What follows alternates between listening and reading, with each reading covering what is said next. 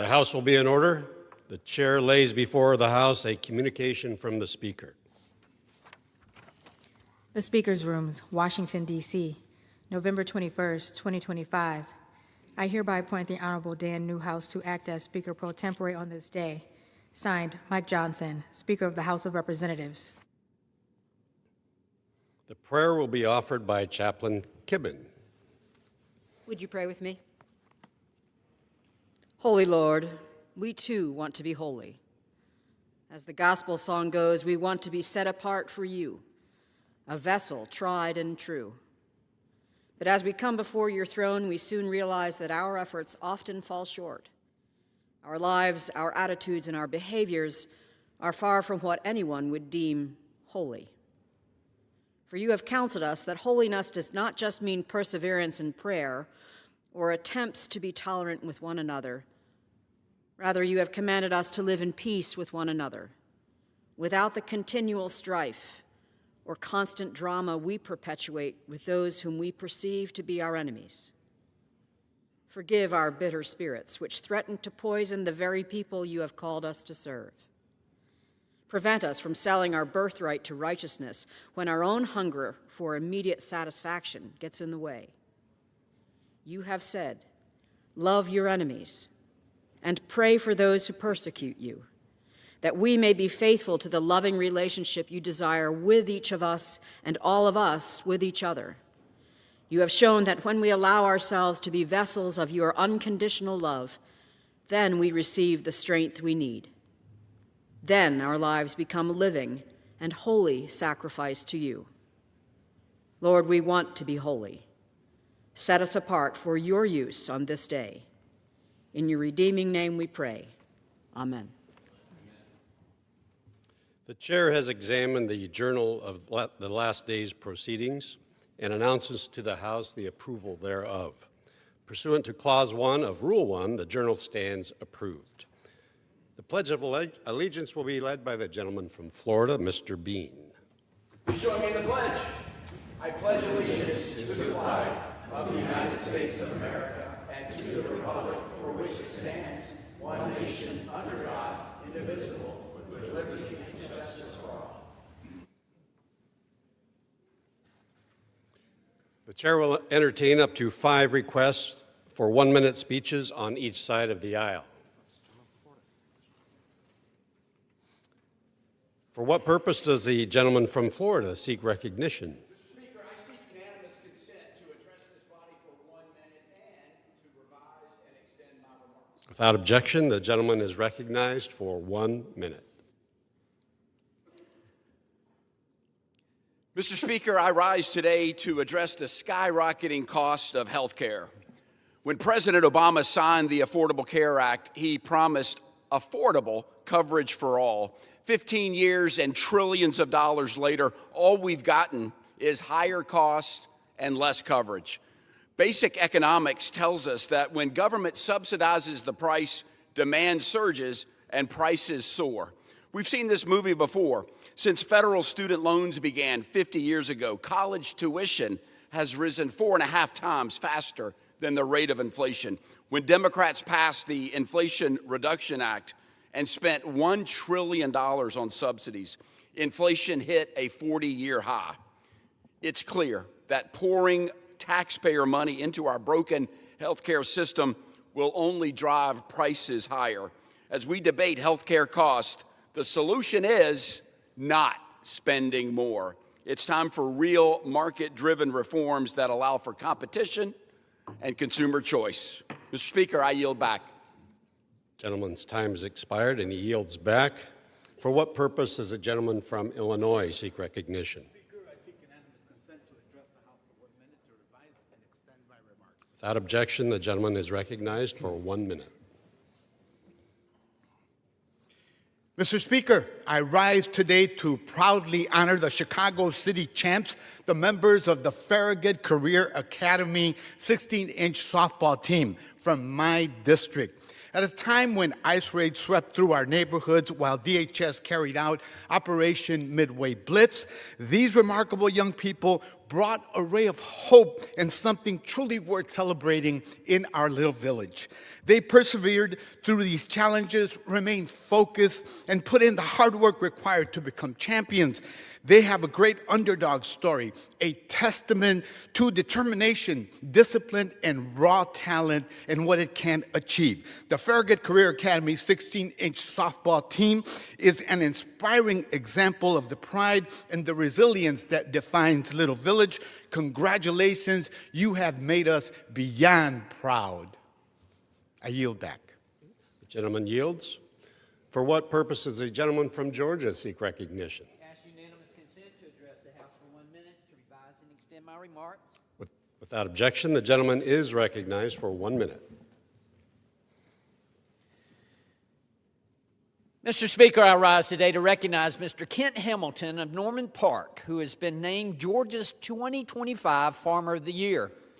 Mr. Hamilton serves as the Chief Executive Officer of Southern Valley Fruit and Vegetable, a family-owned and family-operated business founded in 1987. Under his leadership, Southern Valley has expanded to more than 8,500 cultivated acres across Georgia, Tennessee, Florida, and Mexico. The company grows a variety of fresh vegetables, including green beans, peppers, squash, corn, and cucumbers, and employs hundreds of hardworking individuals who help bring quality produce to families across the country. Mr. Hamilton began farming 37 years ago alongside his uncle and late brother, starting with cotton, peanuts, and tobacco before transitioning into vegetables to ensure year-round productivity. Today, Southern Valley is a fully integrated operation that handles every step from seed to shelf. Kent's wife and their children each play vital roles in this thriving family business, carrying forward a proud legacy of faith, integrity, and hard work. Thank you, Mr. Speaker, and I yield back. The gentleman yields back. For what purpose does the gentleman from California seek recognition? Mr. Speaker, to address the body for 1 minute without objection. Without objection, the gentleman is recognized for 1 minute. Mr. Speaker, I rise today to celebrate 4 Orange County schools named 2025 California Blue Ribbon Schools. The honorees include Oxford Academy, Troy High School, Orange Lutheran High, and Tustin Memorial. These schools are selected for their exceptional academic performance or progress in closing the opportunity gap. Thank you to all the students, teachers, administrators, and staff who have worked very hard to make Orange County schools a great place and best places to learn. Thank you, Mr. Speaker, and I yield. The gentleman yields. For what purpose does the gentleman from Colorado seek recognition? To address the House for 1 minute and to revise and extend my remarks. Without objection, the gentleman is recognized for 1 minute. Mr. Speaker, I rise today to recognize and celebrate the town of Rico, Colorado, for being named the 2025 Small Community of the Year by the Economic Development Council of Colorado. Rico, known by its town motto, a slice of paradise, is home to just under 300 residents and sits along the beautiful Dolores River, nestled among the San Juan Mountains. The town of Rico was established in 1880. Originally a mining community, the area has become known throughout Colorado for its gorgeous scenery, its incredible outdoor recreation, and its unique tourist attractions. This year's award honors Rico for excellence in both leadership and economic development. The town earned this distinction through its commitment to revitalizing critical infrastructure, including a new sewer system and reinvesting in community spaces like their town park. These efforts reflect the vision and determination of a community that takes pride in where they live and works hard to build a stronger future. Rico exemplifies what it means to be a small-town community in western Colorado. Its commitment to progress and service will continue to enrich the lives of many Coloradans. I extend my heartfelt congratulations to the town of Rico for this well-deserved recognition. And with that, Mr. Speaker, I yield back. Gentleman yields. For what purpose does the gentleman from North Carolina seek recognition? Without objection, the gentleman is recognized for 1 minute. Mr. Speaker, I pay special tribute to my friend A.B. Swindell, who peacefully passed on October the 23rd. A proud son of Eastern North Carolina, A.B. was an Army veteran, a 50-year Mason, a lifelong outdoorsman, a talented storyteller, and a committed public servant. He built a distinguished career as a beloved teacher and wrestling coach, served on the Oxford City Council, served as an assistant to Representative Tim Valentine, and served a decade in the North Carolina State Senate. He was well known for not only his humor and grit, but also his practical leadership, deep respect for education, his lapel pin, and unwavering advocacy for Eastern North Carolina. A.B. was devoted to his best friend and wife, Diane, and his children, Russ, Walton, William Joseph, and grandchildren who knew him as Pop. I extend my heartfelt condolences to Diane. Regardless of all the talk with Miss Francis, you know who you loved, and he was happy to enjoy life with you and to his family. I'm grateful to have known A.B., and we're fortunate for his remarkable life of service. I yield back. Gentleman yields back. For what purpose does the gentleman from Wisconsin seek recognition? Speaker, I ask for unanimous consent for 1 minute to address the House. Without objection, the gentleman is recognized for 1 minute. Thank you, Mr. Speaker. I rise today and ask my colleagues to join me in honoring the lives that were lost 4 years ago during the devastating attack on the Waukesha Christmas Parade. On November 21st, 2021, Waukesha was enjoying its 58th annual Christmas Parade, a time where the community joyfully comes together in celebration of the Christmas season. Tragically, the parade was halted when an individual committed a senseless act of violence that took the lives of 6 people: Willem Hospel, Virginia Sorensen, Leanne Owen, Tamara Durand, Jane Kulich, and Jackson Sparks. He also injured over 60 others. Today, I introduce a resolution honoring the memories of those who lost their life on that fateful day and recognizing Waukesha's strength after the tragedy. Since the attack, I have been heartened by the resilience demonstrated by the community of Waukesha through a mural, statue, and soon-to-be unveiled sculpture. Waukesha has not only preserved the legacy of those who are no longer with us, but also given the community hope as they recover.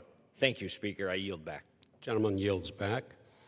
For what purpose does the gentleman from Minnesota seek recognition? I ask unanimous consent to address the House for 1 minute and rise and extend my remarks. Without objection, the gentleman is recognized for 1 minute.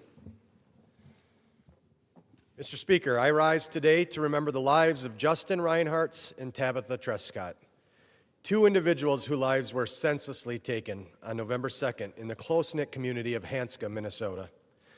Justin served 17 years with the Hanska Fire Department.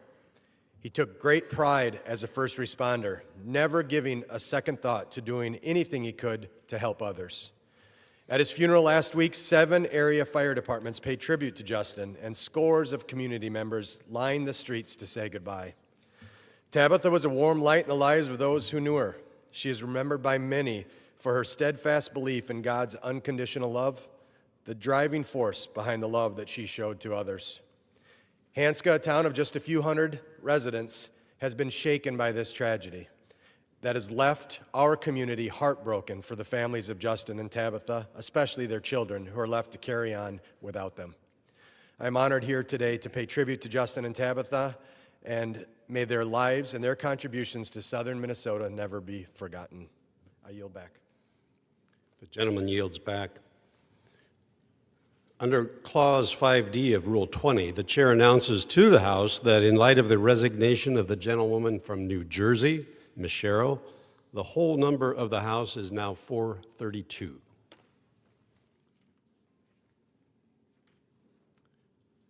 For what purpose does the gentleman from Arkansas seek recognition?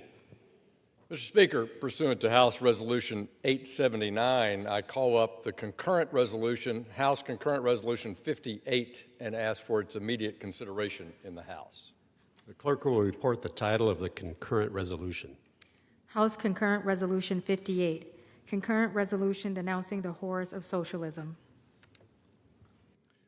Pursuant to House Resolution 879, the concurrent resolution is considered as read. The concurrent resolution shall be debatable for 1 hour, equally divided and controlled by the chair and ranking member of the Committee on Financial Services or their respective designees. The gentleman from Arkansas, Mr. Hill, and the gentlewoman from California, Ms. Waters, each will control 30 minutes. The chair recognizes the gentleman from Arkansas. I thank the Speaker. Mr. Speaker, I ask unanimous consent that all members may have 5 legislative days to revise and extend their remarks and include extraneous material on the concurrent resolution under consideration. Without objection. I yield myself such time as I may consume. Mr. Speaker, a yes vote on this resolution should be a relatively straightforward, easy decision. It simply states that Congress denounces socialism in all its forms and opposes the implementations of socialist policies in the United States of America. It's a statement that I would hope all of our elected leaders in the United States, up and down our system of government, could support. Socialism ignores the side of man and woman that is the spirit. It dulls the human capacity for self-initiative, entrepreneurship, risk-taking. For those that have concerns about the resolution, I just invite you to read it. It outlines the pain and hardship experienced by millions around the world who have suffered under socialist regimes. This is something that the sponsor of the resolution, Congresswoman Salazar of Florida, has focused on combating for her entire career.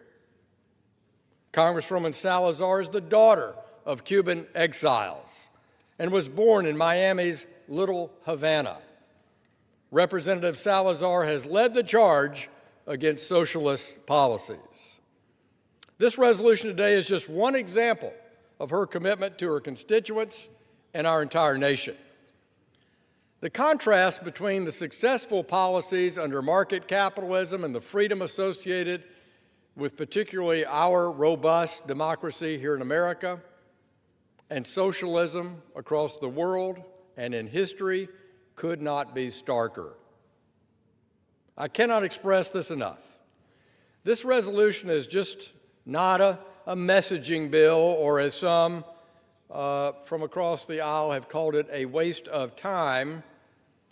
It's not that to the people and the families who have experienced the horrors and atrocities associated with socialist regimes. So I want to thank Congresswoman Salazar for her work on this. I urge my colleagues to vote on both sides of the aisle a vigorous yes on this resolution, and I reserve the balance of my time. The gentleman from Arkansas reserves. The gentlewoman from California is recognized.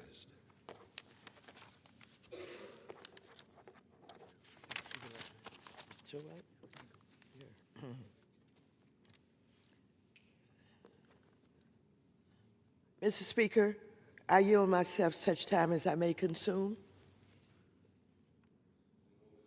Nice.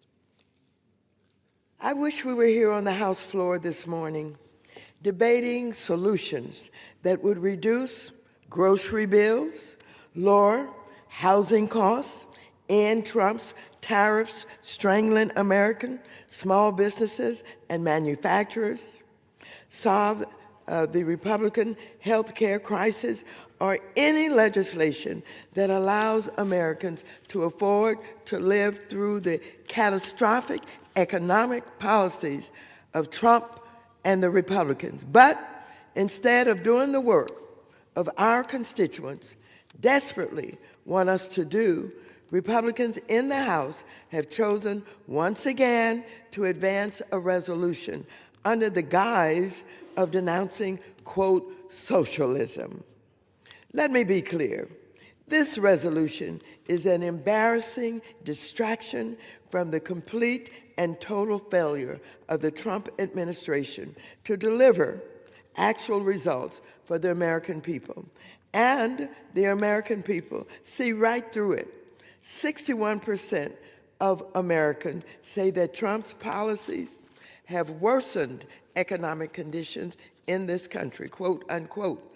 And 64% of Americans say Trump policies are raising the prices of food and groceries.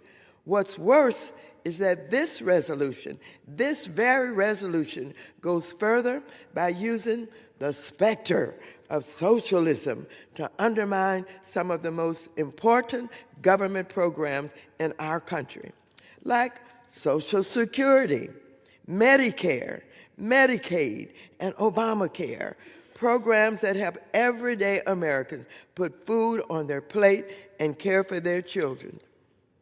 Republicans absurdly think they can convince Americans these programs that are decades old are leading America toward a stimulus rush, even though it is blatantly obvious that the policies of Donald Trump are straight out of a dictator's playbook.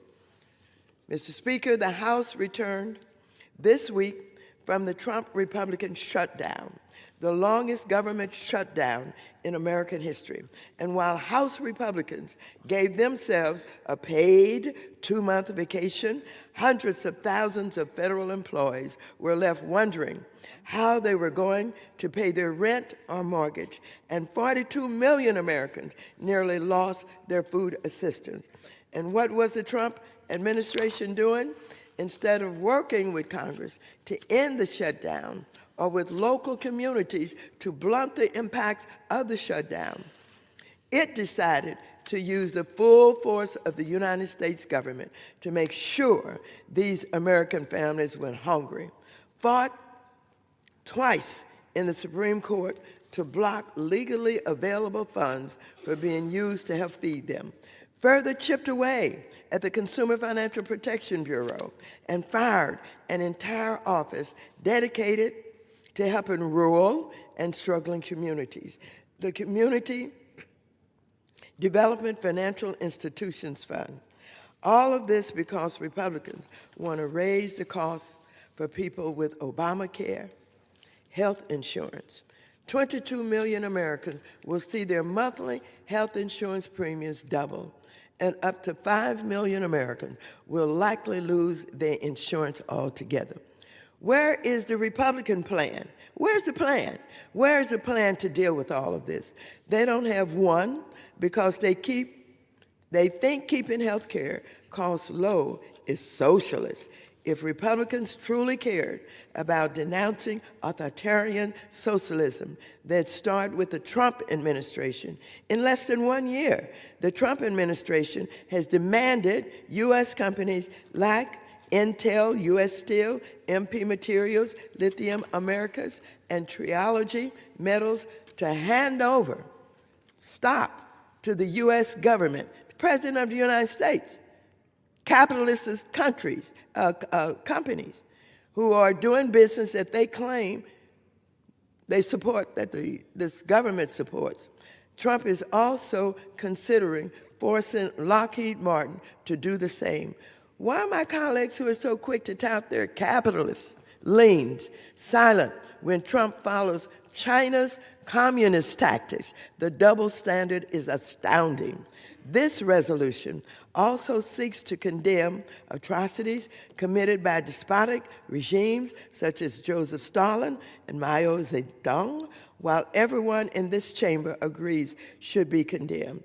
But somehow, once again, this resolution fails to condemn some of the history's most terrible dictators like Adolf Hitler and modern-day dictators like Vladimir Putin, who is responsible for killing countless people in Ukraine, or President Tsai, who basically runs actual concentration camps for ethnic minorities. Why aren't House Republicans denouncing these dictators when we, as Congress, can actually do something to stop? Probably because President Trump has said he thinks Putin has done, quote, a great job, quote, unquote, and is a genius. Or maybe because he thinks President Tsai is really a friend of mine, quote, unquote. In time with these authoritarian regimes, just last week, Trump said Democrats in the House and Senate had committed seditious behavior, punishable by death, and reposted a post saying, "Hang them." We should be working as Congress to denounce these horrific words, not beloved government programs like Medicare and Medicaid. And just as those authoritarian regimes are often rife with corruption, the Trump family is also doing everything possible to enrich itself. Since taking office, they have issued their own stablecoins and meme coins and various crypto products, even as Congress was in the middle of considering legislation and regulators were drafting rules. In fact, the Trump family is more than $1 billion richer from crypto alone since Trump took office, and Trump's billionaire buddies have also made fistfuls of money as the rest of America struggles to just put food on the table.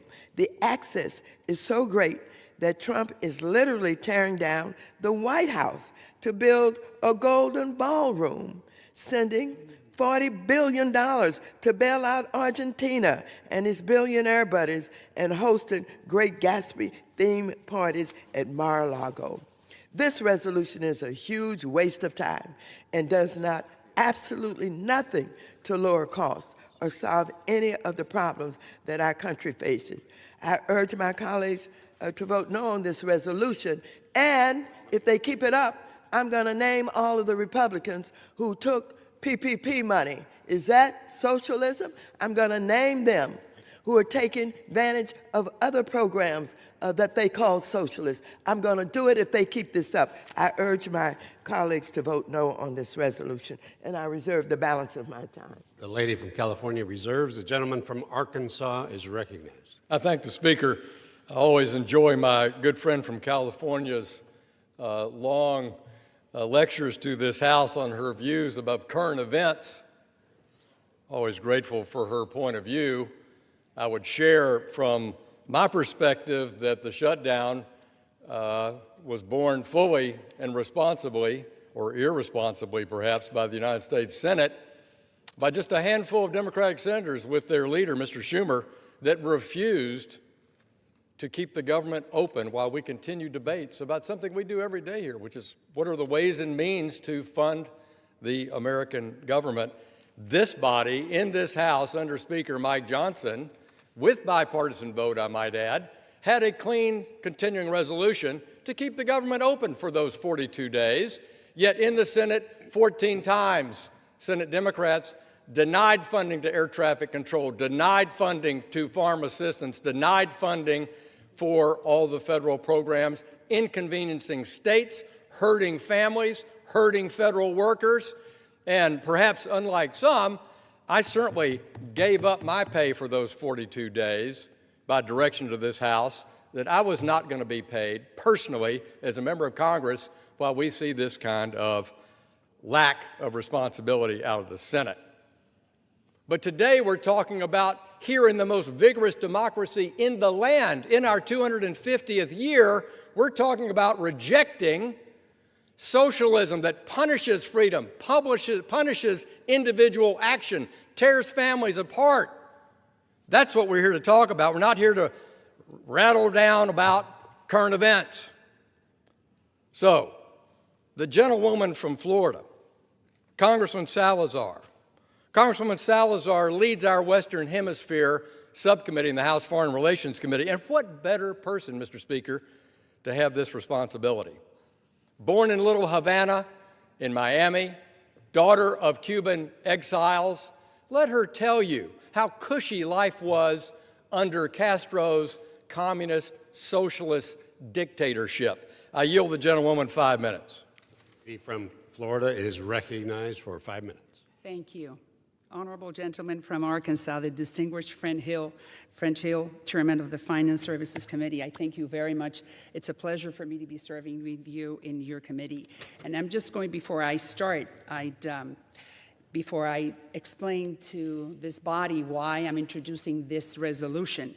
When I was a journalist covering stories for Univision Network, I interviewed many people who had lost their legs or their brothers or sisters in the middle of the ocean trying to get to Miami, and the sharks ate them up. Some of them were eaten up alive, others lost legs, and they made it to Florida. And I was able, as a journalist, to interview them and see the horrors of what they had to go through because they were escaping the paradise called socialism. So I'm just going to start with that, and I'm going to finish maybe with another anecdote. But the reason why we're introducing this resolution is to condemn the horrors of socialism, and I'm presenting just the facts. And I invite my colleagues on the other side to vote to condemn this nefarious ideology. This has nothing to do with political parties. This is not a Democratic issue. This is not a Republican issue. This is a moral vote against an ideology that has destroyed millions and millions of families. Many of them, I serve those families in District Number 27, the heart of the city of Miami, the heart of the Cuban exile community, and now the Venezuelan community, and murdered more than 100 million lives, besides crushing hundreds of thousands of other families and individuals. Unfortunately, socialism and Marxism crushes the human soul. And it's not just my community in Miami, millions of Cubans who had to flee. And it's the rest of the hemisphere and the rest of the world. Just look at Russia, look at North Korea, look at Iran. And what a coincidence that today President Trump is receiving in the White House the mayor-elect, Mr. Mondani, from the city of New York, or from New York City. And I salute the president for receiving Mr. Mondani because he won fair and square, and that's the way democracy works. But let me just tell you something, knowing very well how Fidel works and how Hugo Chavez works and how socialism works, that I just want to put this into perspective. If it were to be the other way around, and Trump would have been the mayor-elect, and Mondani were to be the president of the United States, I assure you that there's no way that Mondani is going to receive Trump at the White House, period. And how do I know that? Because I know exactly how they operate. Democracy is just a tool to get to power, period. People who love freedom were just useful fools to be used in order to get to the business of power, which is all socialist, communist, whatever you want to call it. If it's not democracy and freedom and free market economy, it's just a bad ideology. And unfortunately, that's what they do to achieve power. They use us. Just look at Venezuela. Oh my God, Venezuela, it's in the news, right? Everyone is talking about Venezuela. Oh my God, the Caribbean. Well, let me just give you the facts. Maria Corina Machado, who is the legitimate president of Venezuela, who won 80-20 after President Biden gave the opportunity, President Biden gave the opportunity to Maduro to do fair and square election and transparent elections, right? 2 years ago, Maduro signs a document by the name of the Barbados Agreement. And he agrees to the Biden administration and to Juan Gonzalez, who used to be the National Security Advisor at the time for Latin America, that he was going to leave if he did not win the elections. And he signed that document with the Biden administration. And what did he do? He just spit on Biden's face. Because we believed that, oh my God, Biden, look what he's doing. It's good. It's a good idea. Give the opportunity to Maduro to just create and to conduct free and fair and transparent elections with international observers. And he was going to go. Look where he's at now. Maduro is not only the head of the Suns cartel, one of the most important drug trafficking cartels in the world. He was indicted in 2020 by a federal grand jury in this country for being one of the major drug traffickers in the world. Not only that, he is now on the transnational criminal organization. Not only that, he is the head of the Suns cartel. And you tell me, Chairman, if I can. Mr. Speaker, I'd like to yield the gentlewoman an additional minute. The lady from Florida is recognized for 1 minute. So, I mean, as you can see, I can speak until tomorrow about socialism. And the problem is that Venezuela is the perfect example.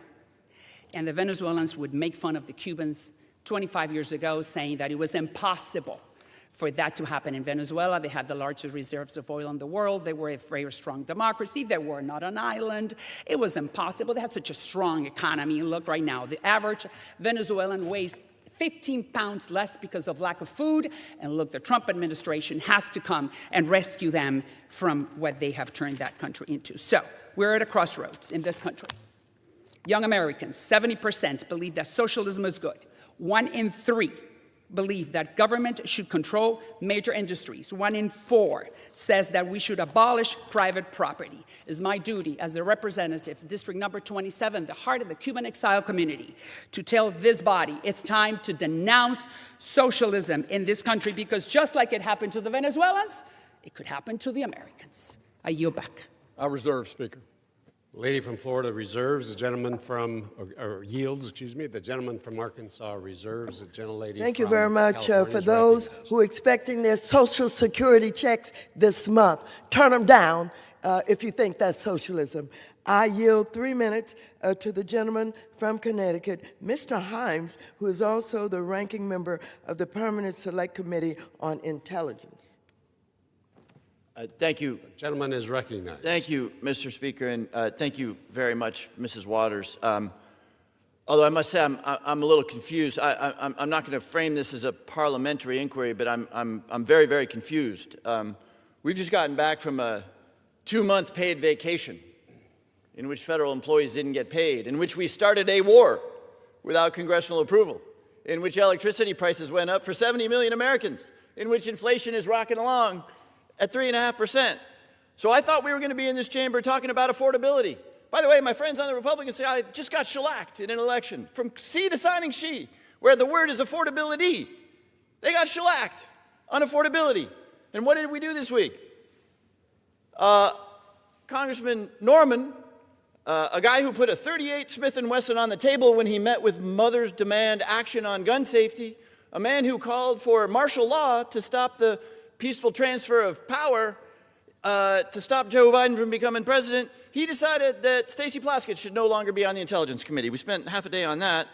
Congresswoman Mace, who is Congresswoman Mace, decided that Corey Mills should no longer be on committees, and apparently we may do another one.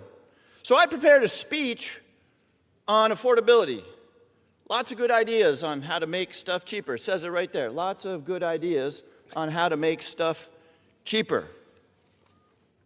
Good idea number 1, get rid of tariffs, which are a tax on bananas, coffee, vegetables, pasta sauce, pasta, television, automobiles, burgundy, fine French claret for my Republican friends over there.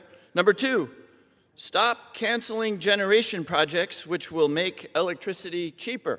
That was my speech. But instead, we're here to denounce the horrors of socialism. Okay, not what I was prepared to talk about. If I were prepared to talk about it, I would point out, I guess, 2 things. Number 1, if you've ever cracked a book or talked to somebody, you would know that socialism is different than communism.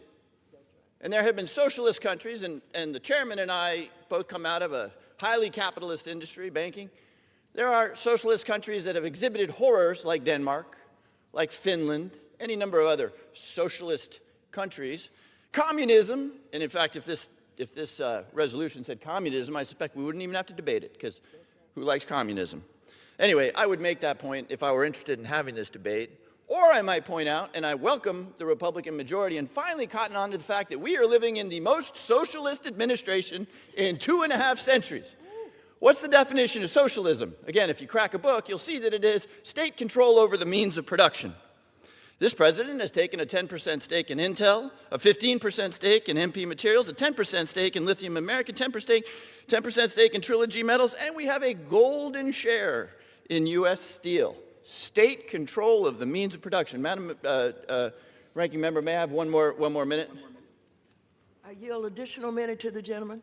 The gentleman from Connecticut is recognized for an additional minute. So if the definition of socialism is political control over the means of production, welcome to the great socialist state of the United States of America. The other definition, by the way, has to do with command and control.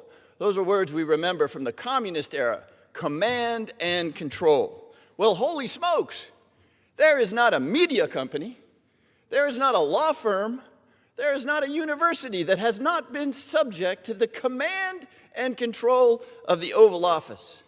The president has demanded money. Looks a little like extortion to me, but in order to avoid making a personality, let's just call it dividends. The president has demanded dividends from any number of companies.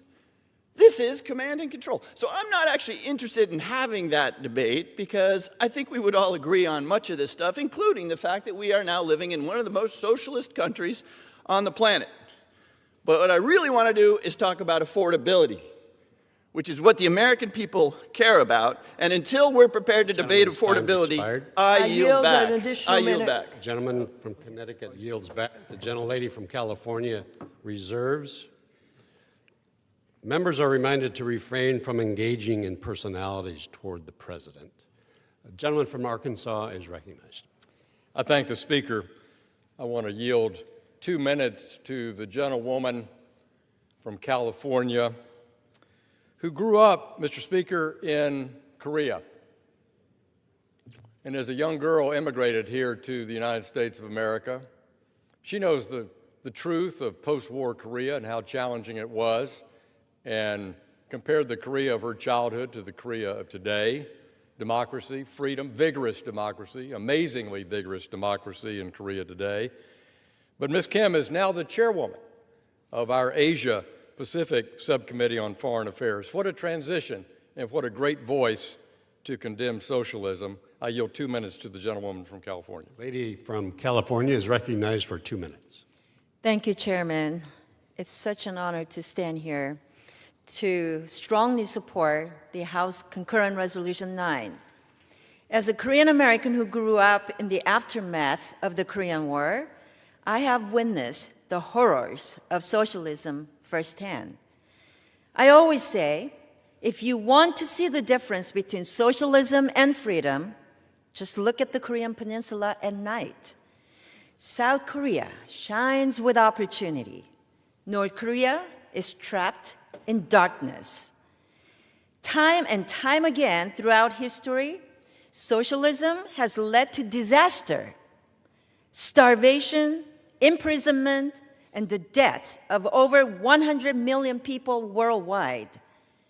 My own family lived those horrors. My mother-in-law risked her life crossing the DMZ lines multiple times to rescue loved ones from the North Korean regime.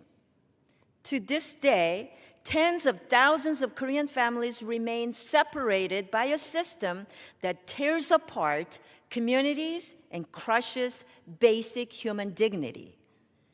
Now more than ever, as socialist ideas gain traction here at home, and as our nation's largest city and financial capital has elected not just a socialist, but a communist as mayor, we must firmly demand our capitalist free market system, which empowers Americans of all backgrounds to achieve freedom, opportunity, and prosperity. I know what America represents because I remember my first glimpse of freedom as a young girl, looking up wide-eyed as U.S. soldiers tossed candy from their trucks in the communities that I lived. Today, as one of the first Korean American women to serve in Congress, that freedom tastes just as sweet. Gentlelady's time has expired. I yield the gentlewoman 30 seconds. Stories like these can only happen in America. As a member of Congress, I will always fight for the American dream and for our free market system that keeps it within reach for everyday Americans. Thank you, and I yield my time. The lady from California yields. The gentleman from Arkansas reserves. The lady from California is recognized. House Republicans just passed a resolution that gives the senators the right to sue their own government up to $500,000. Trump is suing the government also. The President of the United States, who controls the Department of Justice, is suing the Department of Justice. He wants to get personally $230 million because he didn't like being investigated, and he wants to get revenge on his innocence. Give me a break. I now yield 1 minute to the gentleman from New Jersey, Mr. Gottheimer. Gentleman from New Jersey is recognized for 1 minute. Thank you, Mr. Speaker. I rise in support of this bill. Democrats just had a huge win across the country because we focused on what hardworking families care about: lowering food and health care prices and cutting child care costs and lowering utility bills. What do socialists stand for? Tax-raising, job-killing policies like defunding the police, shuttering prisons, massive unfunded spending increases, and even government-run grocery stores. In New York, job-killing comptroller and socialist and reckless spender Brad Lander refuses to condemn anti-Semitic language like globalizing intifada, which calls for the death of the Jewish people. Many of Mayor-elect Mandami's policies are radically at odds with both Democratic Party and American values. After all, socialists aren't Democrats, they're socialists. Democrats are about common sense, problem-solving ideas that promote public safety, opportunity for all, and lower costs for all Americans. I urge all Republicans to work with us on those pressing issues. America is the land of opportunity. Capitalism, American innovation, and the American worker are what built our great country. We cannot let socialism tear it down. Thank you, Mr. Speaker. Gentleman yields. Lady from California reserves. The gentleman from Arkansas is recognized. Mr. Speaker, I'd like to yield 2 minutes to my good friend, prominent member of the House Financial Services Committee, very active on financial policy in this House, Mr. Rose of Tennessee, for 2 minutes. Gentleman from Tennessee is recognized for 2 minutes. Thank you, Chairman. Mr. Speaker, I rise today in support of House Concurrent Resolution 58, entitled Denouncing the Horrors of Socialism. It's a shame that I have to defend the obvious, but it's necessary because, unfortunately, across the nation, progressive Democrats are increasingly cozy with a failed, discredited ideology. Socialism has time and again led to economic ruin, human deprivation, and mass suffering. But from the breadlines of Eastern Europe to the failed communist regimes of Cuba and Venezuela, socialism promises equality, but delivers it selectively. It promises security, but delivers surveillance. It promises fairness, but delivers oppression and democide. And yet, shockingly, socialism is making a comeback here in America, even in the world's greatest city. The newly elected, self-proclaimed Democratic Socialist mayor of New York City, Zohran Mamdani, offers socialism. A mayor who champions radical economic overreach, progressive ideology that can easily turn once prosperous countries into wastelands. Americans built New York City as a gateway for immigrants seeking a better life. We built it on freedom, self-reliance, and open markets, not on forced redistribution or centralized planning. The situation now extends to Seattle, where the mayor-elect has chosen to boycott Starbucks, a company founded in her own city. Is this what we want? A country where those who run our cities turn their backs on the very entrepreneurial spirit that made them thrive? Meanwhile, I believe that we are still that shining city on the hill. We welcome more legal immigrants than any nation on earth, more than the next 4 countries combined. They don't come because they crave government control, but because they flee it. They come for liberty. They come for freedom. Thank you, Mr. Speaker. Now yield back. Gentleman yields. The gentleman from Arkansas reserves. Gentlelady from California is recognized. I yield to myself such time as I may continue to consume. Listen, instead of debating this pointless resolution, Congress should be faced on how we can reverse the catastrophic economic policies of the Trump administration that have raised costs for everyone. It is estimated that the illegal, disastrous tariffs Trump has imposed will amount to an average tax increase of $1,200 in 2025 and $1,600 in 2026 per household, and represent the largest U.S. tax increase as a percent of GDP since 1993. And not only are Trump's policies raising prices for everyone, they're killing American jobs. although he campaigned on bringing back manufacturing to the United States. President Trump's tariffs policies have killed 42,000 manufacturing jobs. Since the beginning of this year, U.S. employers have eliminated nearly 1.1 million jobs. This past October saw the highest number of layoffs for any October since 2003. Additionally, during the Trump Republican shutdown, Trump fired an entire office at the Community Development Financial Institutions Fund that was dedicated to helping rural and struggling communities. So instead of debating this useless resolution, we should be working to reverse the Trump administration's reckless economic policies that are hurting the American people. Does anyone want to know why Republicans are so scared of the mayor of New York? Because he wants to lower grocery bills, transportation costs, and housing costs. Republicans know that Trump's policies are the reason costs are so high. Mr. Speaker and members, the evidence and the facts are right before us about what's happening with this economy.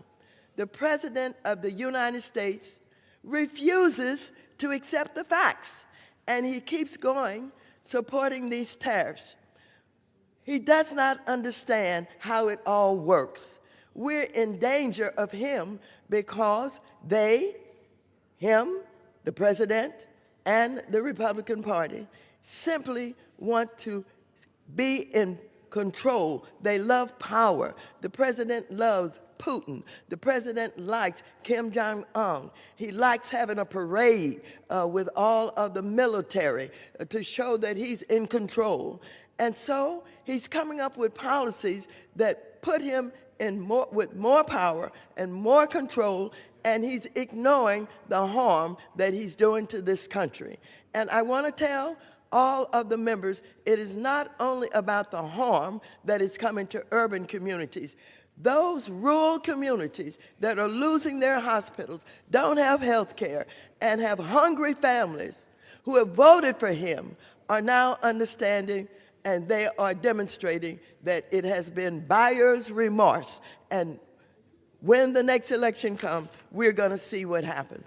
With that, I reserve the balance of my time. Lady from California reserves. The gentleman from Arkansas is recognized. I thank the Speaker. Well, the policies that are perhaps being considered in New York, the people of New York their voices have been heard, they've spoken.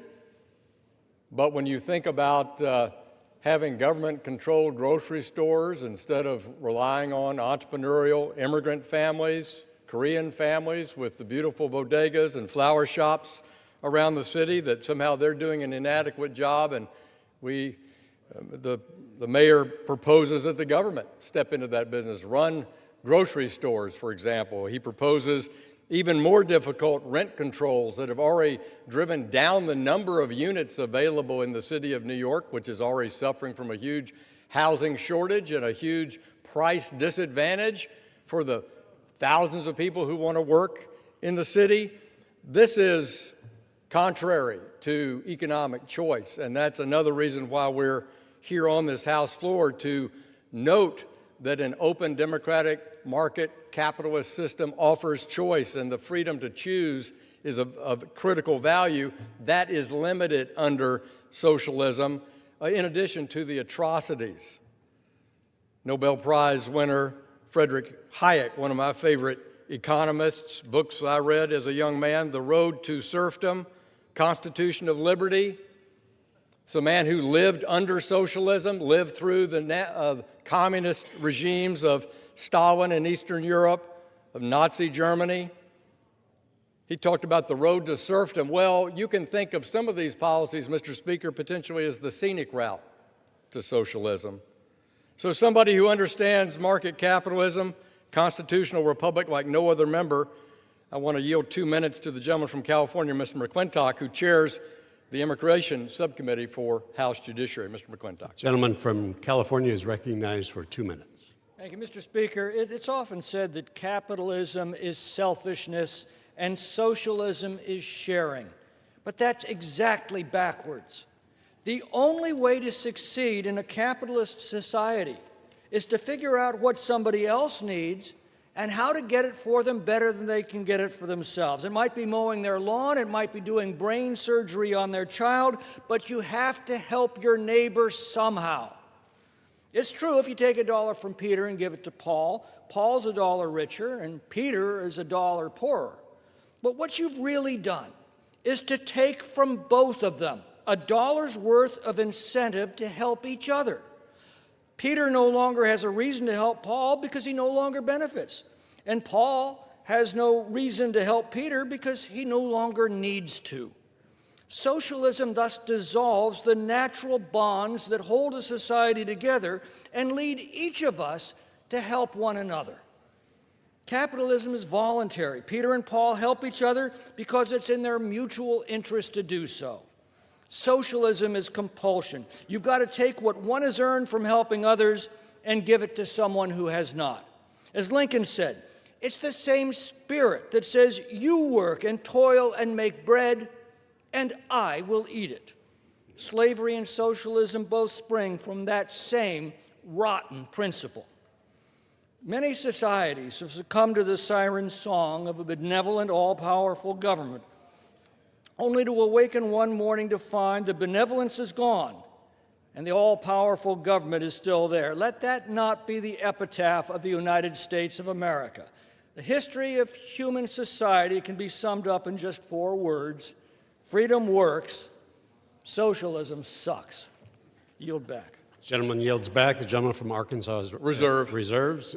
The lady from California is recognized.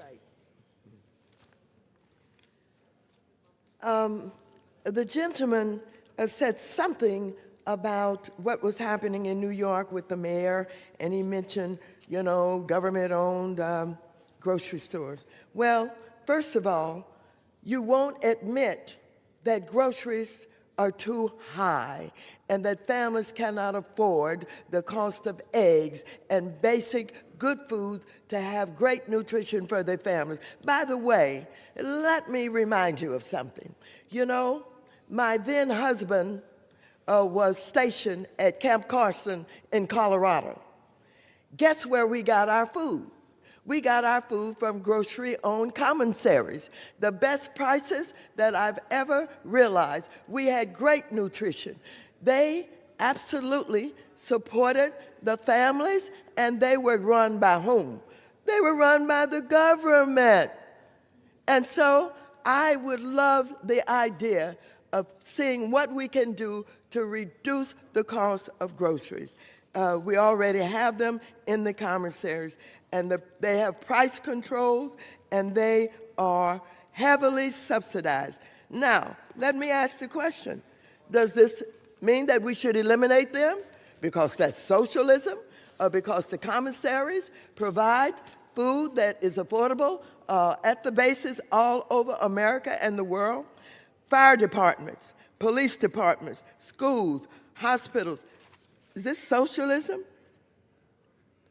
I raise the question, and instead of you taking this time to try and talk about we were the cause of the shutdown when you know you were, don't deflect it. Come on, let's talk about socialism. Let's talk about the commissaries. Let's talk about your Social Security. Let's talk about the PPP program that some of you got money from your government to put into your businesses. Let's talk about socialism and what you are really trying to deflect from what is wrong with this administration and what is wrong with the economic policies of this administration. Come on, let's talk about it. I reserve the balance of my time. Members are reminded to address their remarks to the chair. California reserves. Gentleman from Arkansas is recognized. Thank you, Mr. Speaker. I appreciate it so much. I want to yield 1 minute to the gentleman from Georgia, Mr. Carter, distinguished senior member of the House Energy and Commerce Committee. Gentleman from Georgia is recognized for 1 minute. I thank the gentleman for yielding. Mr. Speaker, I rise today in support of this resolution denouncing the horrors of socialism, and there are horrors. Socialism has no place in our country. Unfortunately, the so-called woke liberals in New York City don't seem to understand that socialism is nothing more than mutually assured poverty, and recently voted to bring these failed policies to their own once great city. While I am saddened that New Yorkers will be willing victims of Zohan Mamdani's designed to fail socialist policies, I have filed legislation ensuring not one dime goes to fund these un-American agenda. The rest of the country should not be forced to subsidize one mayor's destructive actions. Today's resolution builds on those efforts, making it clear that the United States does not stand for, does not support, does not condone a system of government that makes people poorer, less free, and less safe. With this resolution, we reiterate our nation's commitment to remaining a free, a prosperous society. Thank you, Mr. Speaker, and I yield back. Gentleman yields back. Gentleman from Arkansas reserves. The lady from California is recognized. Thank you, Mr. Speaker. As I'm challenging my Republicans on the opposite side of the aisle, let's talk about socialism. Let's not try to deflect from what you know and understand that you want to hide. But before I go into much more of that, I'm going to yield 5 minutes to the gentleman, Mr. Raskin, who is the ranking member of the Judiciary Committee. Mr. Raskin, take him on. Tell him what socialism is really all about. The gentleman from Maryland is recognized for 5 minutes. Thank you, Mr. Speaker, and thank you, Madam Chair. I rise to oppose this cynical and silly resolution. I am not a socialist myself, but a Tom Paine Democrat, a champion of strong democracy, universal freedom, and equal rights for everybody. But this resolution is ridiculous. From its first paragraph, it promotes the fallacy that socialist ideology leads to social collapse. In fact, many of our strongest democratic allies on earth, including Norway, Sweden, Denmark, Iceland, and Finland, lead strong democratic socialist governments and thriving societies and economies. Yet House Republicans base their entire resolution on this falsehood and advance a false equation between democratic socialism and communist dictatorship, a preposterous assertion that contaminates the entire resolution. The resolution even tries to conscript to these ideological deceptions the words of President Thomas Jefferson and James Madison, Enlightenment liberals who lived long before socialist ideology even existed and would detest the fanatical theocratic politics of the MAGA movement and the plutocratic billionaires and plundering CEOs who are running things behind the curtains. Thomas Jefferson is quoted embarrassingly in this resolution for the proposition that to take property from one to give to another is to violate arbitrarily the first principle of association. This is a bizarre argument, not only because Thomas Jefferson died in 1826, a decade before the word socialism even existed and was in common use. It is also bizarre because Jefferson shamefully owned more than 600 enslaved people over the course of his lifetime, and whatever his many other virtues, and he had many, his entire livelihood was based on appropriating the labor of other people against their will and stealing their property that they should have had in their own bodies and in their own lives. The resolution is completely disoriented. It plainly feeds into the decades-long Republican obsession with labeling the great programmatic achievements of American democracy as socialism, including Medicare, Medicaid, Social Security, public education, public health measures, and the Affordable Care Act. By defining essential democratic public programs as socialist and claiming that socialism inevitably leads to Stalinist communism and social collapse, these plutocrat Republicans are plainly working to undermine the living standards of the working class majority of America and rip up the social fabric of the country. Meantime, President Trump's heroes and best friends in the world are communist dictators. If House Republicans really want to oppose the promotion of socialist ideology, why don't they write a letter to President Trump and condemn his worship and admiration of Stalinist dictator Kim Jong-un of North Korea? Quote, "We have a unique relationship and a very special friendship." Former KGB officer Vladimir Putin, who said that the collapse of the Soviet Union was the greatest catastrophe of the 20th century, Of him, Trump says, Putin, very smart. Will he become my new best friend? And what about the chief of the Chinese Communist Party, President Xi? Trump describes him as a brilliant man. He's got the look, the brain, the whole thing. President Trump has no problems with the actual horrors of communism today, like the Chinese government's massive human rights violations against the Uyghurs, the Tibetans, and political dissenters in their country. Quote, well, he's a brilliant guy. He controls 1.4 billion people with an iron fist. Or how about Vladimir Putin's persecution and poisoning of human rights and anti-corruption activists like Alexei Navalny? Of him, Trump says, I don't know exactly what happened there. We haven't had any proof yet, but I'll take a look. I'm voting no on this pathetic, disoriented resolution, which is divorced from reality and drenched in right-wing ideology. It will only serve to accelerate MAGA's attempts to defund the essential social programs that are central to American democracy, that were built by the American people, like Medicare, Medicaid, and Social Security, which they call socialism, but which serve our people. Thank you for yielding, and I yield back. Gentleman yields. The lady from California reserves. I reserve the balance of my time. Lady from California reserves the balance of her time. The gentleman from Arkansas is recognized. I thank the Speaker. I want to yield 3 minutes to the gentlewoman from New York, Ms. Malliotakis, who serves on the House Ways and Means Committee, who's firmly opposed to socialism. Lady from New York is recognized for 3 minutes. Thank you, Mr. Speaker. Let me educate our colleagues on the other side of the aisle. Socialism is communism light. Socialism is the first step to communism. Socialism is the antithesis of the American dream. Because in this country, we believe that regardless of where you come from or how you started, if you work hard, if you sacrifice, if you play by the rules, you can succeed. And that only happens in a country where you have freedom, where you have liberty, where you have self-determination, and you have the free market. In contrast, socialism is the belief that you work hard, you sacrifice, you do everything right, and the government can take what you earn from you to keep it for themselves or to redistribute it to whoever they choose. Millions of immigrants in this country fled their homeland to come to the United States to escape socialism and communism. Just ask your constituents from Russia, from Poland, from Albania, from China, from Korea, from Vietnam, from Venezuela, or Cuba, where my mother fled in 1959 to escape the very things that our new socialist mayor in New York City says he wants. A socialist who says he wants to seize the means of production. He wants to abolish private property rights. He wants government-run supermarkets. Yes, he says he's a socialist. But guess what, my friends? Those are policies straight out of the communist playbook of Karl Marx. So there is no difference between socialism and communism.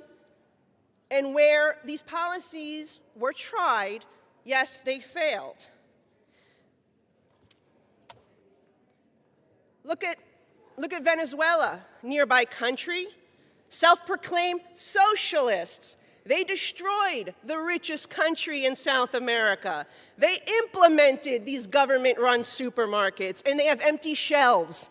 Venezuelans lost an average of 20 pounds due to starvation. They promised free, universal health care, and now they have a severe shortage of medical supplies, of medicine, of doctors. It's a horrible system. They seized the means of production, and it led to hyperinflation and complete economic collapse, which is why you had all these Venezuelans trying to come over our border illegally. You know, sadly, New York City chose to learn the hard way what socialism is. And we, those of us who did not vote for this guy, are going to pay the price. But it's up to all of us to fight back, to educate our youth, and to contain this ugly monster so it does not spread and destroy our country. Gentlelady's time has expired. Gentleman from Arkansas. Mr. Speaker, the House is not in order. I would agree. Members are reminded to take their conversations off the floor. The House has not been in order. Gentleman from Arkansas. Reserve. Reserves. Gentlelady from California. Thank you. Is recognized. I'd just like to say that the Republicans are confusing socialism with despotism or authoritarianism. Gentlelady will suspend. The members are again reminded to please take their conversations from the floor. The gentlelady from California is recognized. Again, Republicans are confusing socialism with despotism or authoritarianism. Despots try to control the press, education, the system of justice. Despots send the military against their own citizens. Despots try to control the economy. Despots arrest their own citizens, including children, in the middle of the night. Let me just say that the young lady talked about working hard, and socialism, robs families of what they've worked hard for and what they've earned. Well, I want to ask you, what is this administration doing when it takes 10% equity stake in Intel, 15% equity stake in MP Materials, and 10% equity stake in Lithium Americas, 10% equity stake in Triology Metals, and a, quote, golden share in U.S. Steel Corporation? What is that? Now, the Republicans have tried to confuse you on what is socialism and even called it communism light. That is an absolute distraction from what we're discussing here today. Communism is communism, socialism is socialism, and a government run by someone who is not taking into consideration the facts and the harm and the threat that they're doing to education, the attempt to take over law firms, the attempt to tell some of the finest universities in this country what they can teach and what they cannot teach, and, I repeat, giving away our money to a country, $40 billion, at a time when that money is so desperately needed in this government. And so we could talk about this all day, but absolutely you're looking silly when you try to talk about communism light or you try to describe socialism when you don't know what it is. And so I am saying that I denounce this administration, this Trump's family, and all that is going on that's undermining our democracy. We are about a democracy that must be protected, that must be fought for. We, on this side of the aisle, are fighting every day to make sure there is justice and there is equality, and that our government is not undermining democracy and calling it socialism, calling it communism, calling it whatever you think you can use to deflect from what is going on. We're in a terrible time in this government with a president of the United States and a family who are enriching themselves on our backs. Yes, I fought hard to keep the President of the United States, the cabinet, and the members of Congress from owning cryptocurrency. But unfortunately, they're enriching themselves every day. I think the President has enriched himself by maybe $1 trillion already in the limited time that he's been the President of the United States. So don't come here talking about the dangers of socialism. You better come here and talk about what you're going to do to strengthen our democracy. How you're going to make sure that we have an education system for all of the children, rather than an education system that is being torn apart by the President of the United States. Talk about how people stop sleeping on the street, homeless, while we're cutting Section 8 programs in housing. Oh, we could go on about this all day, but I reserve the balance of my time so I can rest a bit, let them say what they want to say so I could come back and tell them what they need to hear. Gentlelady reserves. Members are reminded to refrain from engaging in personalities toward the President. The gentleman from Arkansas is recognized. Thank you, Mr. Speaker. I recognize the gentleman from Missouri, Mr. Alford, on the Oversight Subcommittee. as Chair of Small Business Oversight and as a distinguished member of the Appropriations Committee. The gentleman from Missouri is recognized for 1 minute. Thank you, Mr. Speaker. Thank you, Mr. Chair. My blood pressure's up right now. I cannot believe just what I heard on the House floor. The ranking member of this distinguished committee denouncing Trump, but will not denounce socialism on the House floor of the U.S. House of Representatives. History is clear. Socialism kills people. It leads to deaths of tens of millions, crushes religious liberty, and destroys free markets. Our founders built this nation on a revolutionary idea that individual liberty and not government control is a source of human achievement. They understood that when the government owns the economy, they soon seek to own the people. I hope people who are watching right now on C-SPAN or on the news get what's going on in this body today. This side is against socialism. That side is for socialism. I am disgusted with what's going on in this body. And I hope the American people see through the charade, the gaslighting, and the lies that are being told. And with that, I yield back. Gentleman yields back. Gentleman from Arkansas. A reserve. Reserves. The gentlelady from California is recognized. the And just balance a of my reminder time. that she has 1 minute remaining. Gentleman from Arkansas is recognized. How much time remains, Mr. Speaker? From Arkansas has 5 1/4 minutes remaining. I thank that, Mr. Speaker. I want to again call on my friend from South Florida. But before I do that, Mr. Speaker, the House is not in order.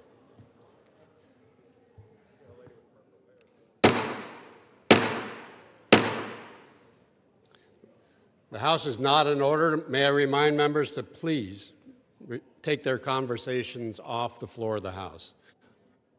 You have the misfortune of having a speaker who is half deaf. So, gentleman from Arkansas is recognized. Thank you, Mr. Speaker. Ms. Salazar of South Florida, a child of Cuban exiles from the Castro takeover of Cuba, I yield her 3 minutes. Florida is recognized for 3 minutes. Thank you, Mr. Speaker. If there is someone who has seen the horrors of socialism up close within the Democratic Party, is in the House, and it's the Honorable Congresswoman Maxine Waters. And I would love for you to support this resolution specifically, because Madam Waters, for decades, you traveled to Cuba dozens of times to visit Fidel Castro personally, whom you consider your friend. Congresswoman Waters was in Havana, and she saw the destruction of biblical proportions that Castro caused on that island, who at the time in 1960 had the highest per capita income in the Western Hemisphere. At that time, Madam Waters knew that thousands and thousands of Cubans were escaping on a raft, exposing their lives and their children to be eaten by the sharks. She knew that Afro-Cubans were being beaten on the streets of Havana, discriminated against by Fidel Castro, Mr. Speaker. And for that reason, I am bringing up all these facts, because Madam Waters knew that the Cuban jails were full of political prisoners, and the Cubans did not have the same privileges that we are having right now to speak freely. At that time, Madam Waters never raised her voice to denounce the horrors of socialism, Mr. Speaker. For that reason, I am asking Madam Waters. For what purpose the lady from California seeks recognition? I move to take her words down. Order. The House will be in order. The lady from California, for what purpose do you rise? I rise to take down her words.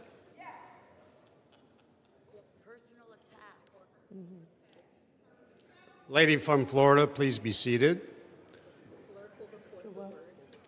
I'd ask the clerk to please report the words.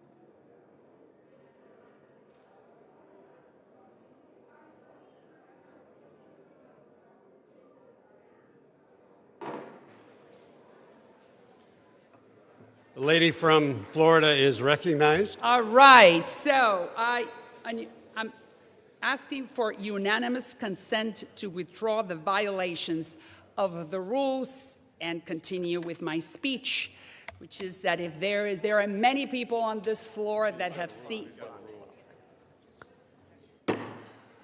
Without objection, the words are withdrawn. Objection is heard.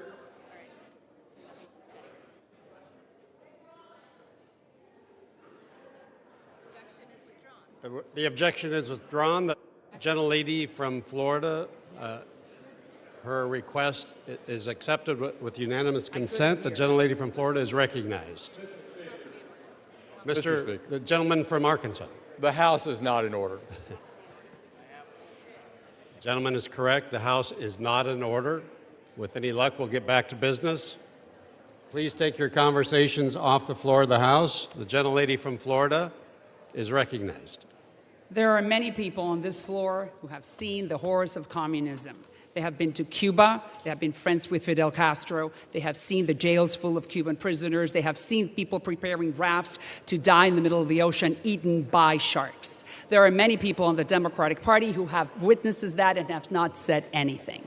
So for that reason, Mr. Speaker, I am asking some of my colleagues on that side of the aisle, many of them who are very good friends of mine, to understand that denouncing communism and socialism is the right thing to do for the Democratic Party. And if some of the highest, most important members of the Democratic Party on that side of the aisle were to vote with us, they would be doing a very favor to the Republic, and not only that, to the Democratic Party.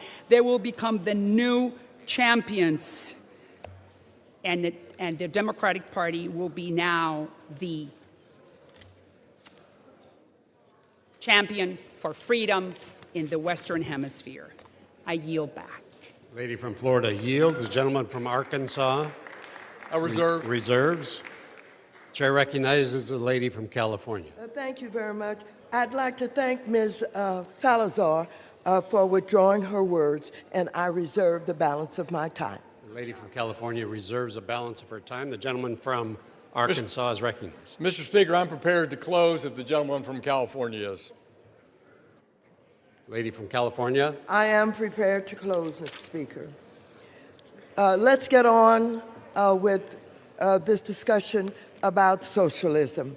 Mr. Speaker, instead of legislating and doing the work to tackle real problems that Americans face, like the skyrocketing cost of groceries, rising rents and mortgage payments, and the absolute...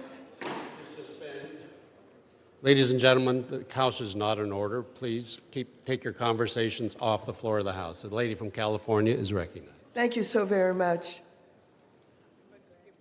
Americans again face the skyrocketing cost of groceries, rising rents and mortgage payments, and the Republicans have always opposed Medicaid and Medicare, and they've been undermining it since day one. And they do not want to fix the catastrophic economic policies of this administration. And I want you to know that this administration is responsible for the situation that we find ourselves in with this failing economy. The Trump administration must take the credit for what is happening with the loss of food for our children for a limited period of time before we fought to get it back. Ladies' time has expired. Vote no. Vote no. Vote no. I vote no. I haven't finished, but I'll vote no. I want you to vote no because this is absolutely unnecessary. The lady from California yields. The gentleman from Arkansas is recognized. Mr. Speaker, in the short time we have remaining this morning on this important resolution, let's cut to the chase. America stands as a beacon of freedom. America stands as a place of choice. America stands as a place of initiative and opportunity. What the gentlewoman from Florida brings to the House today is a resolution that says that we condemn the horrors of socialism, not just the atrocities associated with mass murder, in Ukraine or Cuba or Venezuela or imprisonment, but the capture of the spirit that ends individual freedom, ends individual opportunity. And I want to say that I've been shocked at some of the debate today that we hear from a daughter of Korea, two daughters from Cuba, who've seen firsthand the dangers, the fear, the atrocities, the restraint, the constraint, the end of freedom that they experience and their families experience personally. In my young life, I worked to bring freedom to Eastern Europe. I saw East Germany, empty shelves, empty eyes, empty spirits, no choice, and in West Germany, vibrancy. And yet today we would even have to debate that socialism has some value to the human spirit across the land. It's amazing to me, Mr. Speaker. So I urge a yes vote on this resolution. Whether you're a Democrat, a Republican, old, young, no matter what your political philosophy is, let's unite on this floor and reject the evils of socialism. I yield back the balance for my time. All time for debate has expired. Pursuant to House Resolution 879, the previous question is ordered on the concurrent resolution and the preamble. The question is on adoption of the concurrent resolution. Those in favor say aye. Those opposed, no. The ayes have it. The concurrent resolution is agreed to, and motion to reconsider is laid on the Yeas and nays on this vote. Don't try to run away. Lady from California Yeas is and nays. recognized. The yeas and nays. Ask for them. The yeas and nays are requested. Those favoring a vote on the yeas and nays will rise. A sufficient number having risen, the yeas and nays are ordered. Members will record their votes by electronic device.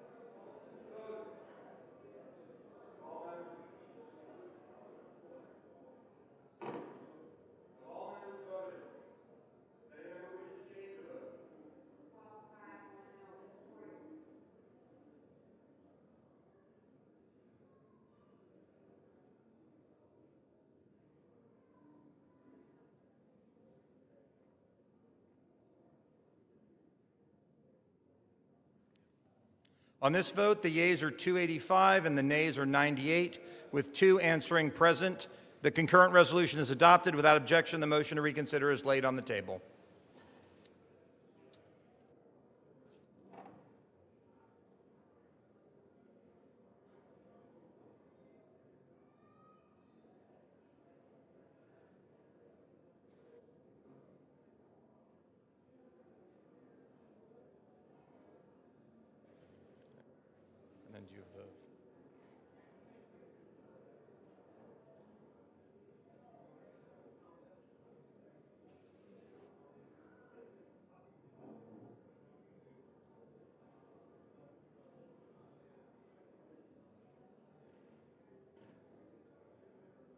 And then I read this? Before a House, a communication. The Speaker's Rooms, Washington, D.C., November 21st, 2025. I hereby designate the period from Friday, November 21st, 2025, through Sunday, November 30th, 2025, as a district work period under Clause 13 of Rule 1. Signed sincerely, Mike Johnson, Speaker of the House of Representatives.